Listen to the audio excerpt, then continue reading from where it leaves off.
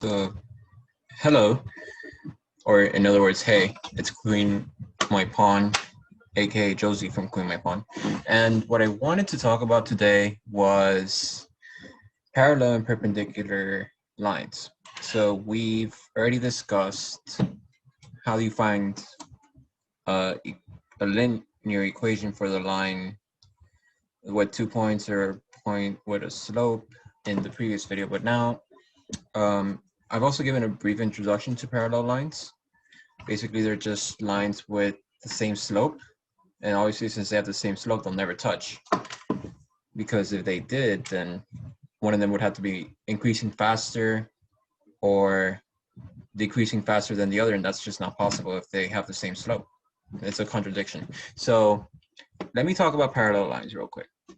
Okay, I have this, but obviously I want to start over. So let me put new here. And here we have this. So suppose that you have a line that goes like somewhere like this, for example. Okay. You can see that its rise is going to be on the y-axis, right? We all know that we've already defined slope to be rise over run. So let's define this to be the rise in red. And we'll define the, wait, that's not red. That's red. Okay, now let's get a new line. Oh, okay, so the rise is going to be blue now. Okay, so, and the run is red. So in other words, you have M equals blue or blue over red. Terrible. And this M should be really in black. Okay, M is the slope and it equals blue over red. Should also be in black. Okay, so that becomes clear, right? Rise over run, blue over red, the distance. In this case, it would be 2 over 4 or 1 over 2, same thing. But perpendicular lines, so notice that this is a line, and a perpendicular line would be going basically at a 90-degree angle. So 90 degrees meaning it's like this, okay? And that means that the line just it goes that way, basically. So in math, they draw like a square right there to indicate 90-degree angle. And so now you can see that's a perpendicular line. It's something interesting to note that this line was rotated simply 90 degrees. So I want you to see what happens to the blue and red here. This line, if we rotate it 90 degrees this way, it'll be the same thing. It's perpendicular now. It will be the perpendicular version of it. So let's see what happens to this line right here. The one in green, I should say, this line. That has the blue over red slope. I've already said that like 20 times. So I'm gonna rotate it now. And now look at what happened. So this is the line. And now look at the slope. The slope is red over blue, but I want to show you what something interesting is. So notice that the red is positive and the blue is positive because the blue is going up, the red's going to the right. That means that they're both positive. In this case, the blue is still positive. It's, ignore the Y for now. The blue is still positive, right? It's going 1, 2. But then the red is going actually downward.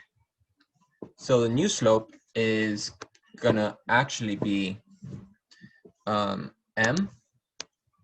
We'll call it M2, I guess, of the perpendicular line, or MP for perpendicular.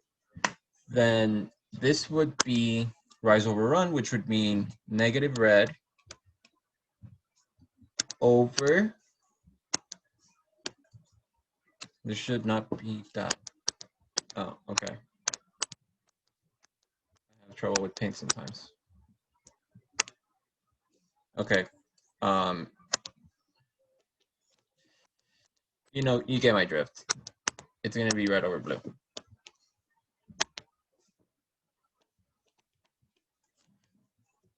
That's kind of different than blue over red. The original one, which was MO, or for original. So I'm going to crop it and get this, cut it, ignore that for now.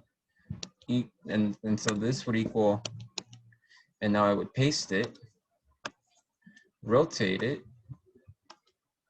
and look.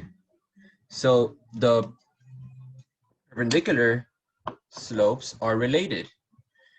You just flip the colors and you put a negative. Red is on the top in the perpendicular one.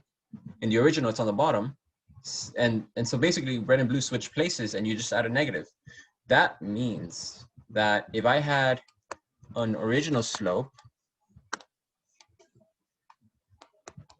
of, remember, blue was on the bottom at the beginning. So it would be 2 over 1, blue, red, just like blue is on the top, red is on the bottom, blue is on the top, red is on the bottom. Now look at this. Now they switch places and we put a negative. So MP equals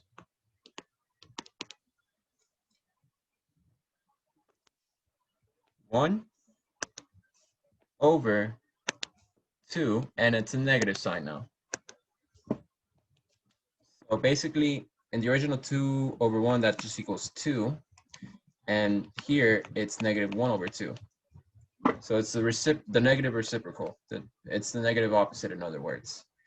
And so that's interesting. So we know that parallel lines, have the same slope, and perpendicular lines have the negative opposite, or in other words, the negative reciprocal slope.